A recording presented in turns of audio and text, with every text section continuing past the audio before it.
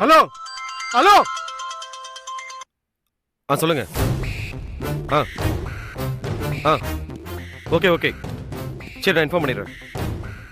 Sir, அவள் இருக்கணும் dress பண்ணியாச்சு. அவளோட செல்ஃபோன் மயிலாப்பூர் டவரை காமிக்குது. ஸோ அவள் அந்த இடத்து பக்கத்தில் இருக்கணும். நீங்க நினைக்கிற மாதிரி அவ சாதாரண ஆள் இல்லை. அவ ஜெகஜால கில்லாடியா இருக்கா.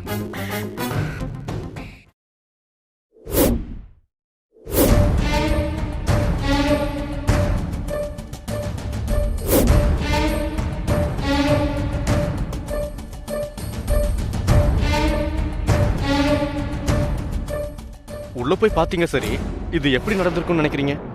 பார்க்கவே ஒரு மாதிரியா இருந்தது சார். எப்ப நடந்துச்சு? நீங்க எப்ப பாத்தீங்க? 1 மணி நேரத்துக்கு முன்னாடி ஒரு மாதிரி டம்முன்னு வெடிக்கிற சவுண்டு கேட்டுச்சு.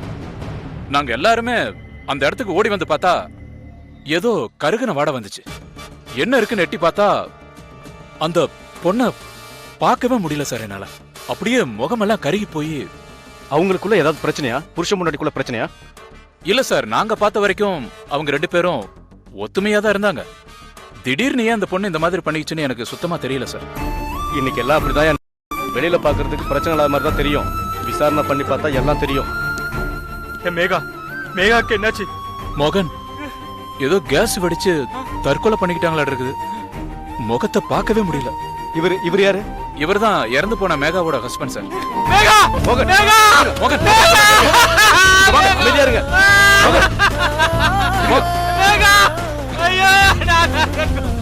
மோகன், கொஞ்சம் அமைதியா இருங்க. சொன்னா கேளுங்க. அமைதியா இருங்க.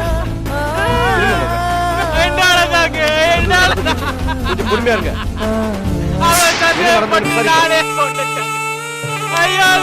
இருங்க மோகன். ஐயோ, சந்தேகப்பட்டு நானே கொண்டுட்டேன். ப்ளீஸ்.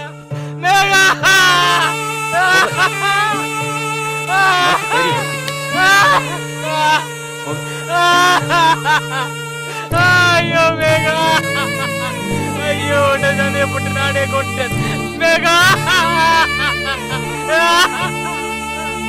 ஐயோ நானே கொண்டுட்டேனே. ஐயோ மேகா.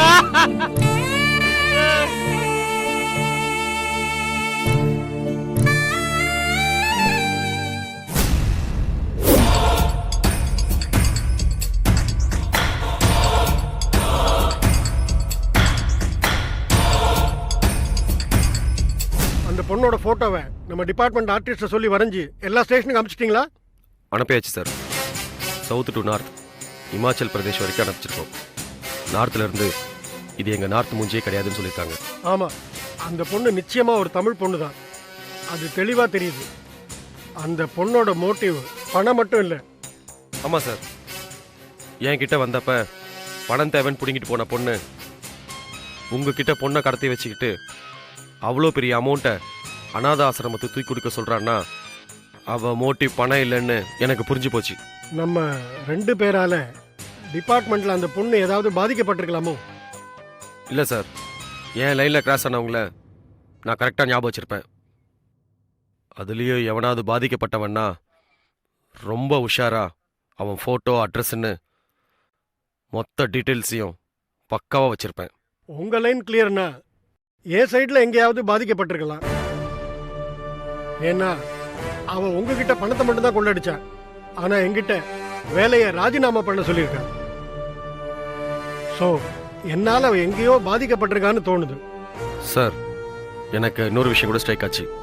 அவள் உங்களை ராஜினாமா பண்ணுறது மட்டுமே மோட்டிவாக இருந்தா அது மட்டுமே பண்ணிட்டு போயிருக்கலாம். ஆனால் இப்போ அதுக்கு இன்னொரு செக் வச்சிருக்காளே. என்னது?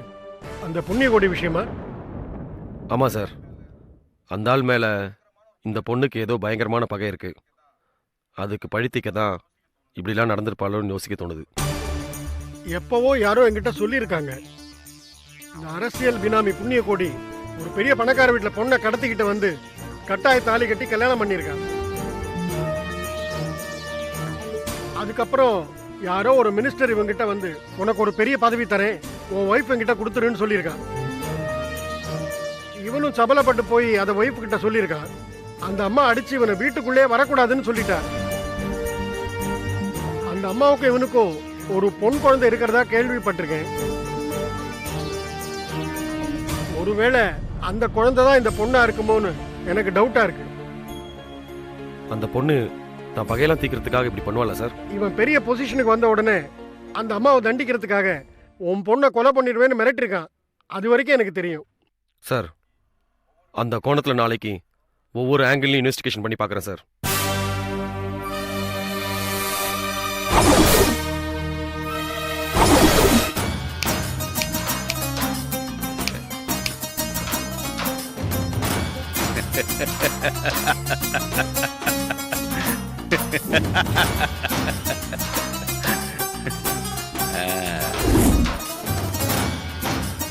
ஸோ இவ்வளவு நேரமா இவங்கள பார்க்க யாரும் வரல.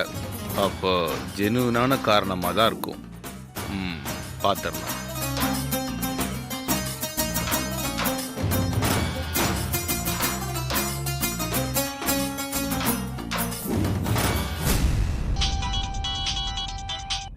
Hello commissioner sir.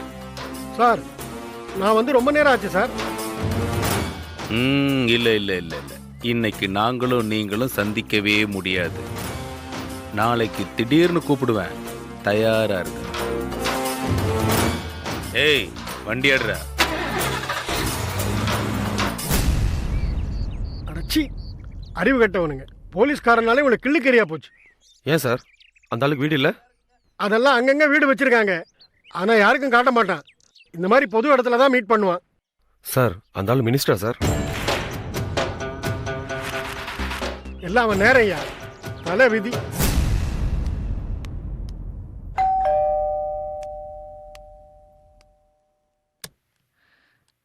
S, good evening madam.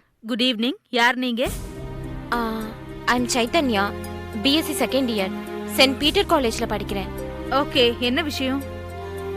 Madam, எங்க காலேஜ்ல நடக்க இருக்கிற கல்ச்சரல் ப்ரோக்ராமுக்கு கணவனை இழந்த விதவைகள், பெற்றோர்களால் கைவிடப்பட்ட இளம் பெண்கள், இப்படி நிறைய பேரை வச்சு அவங்க சந்தோஷத்துக்காக ஒரு டான்ஸ் காம்படிஷன் பண்ணலான்னு இருக்கோம் மேடம்.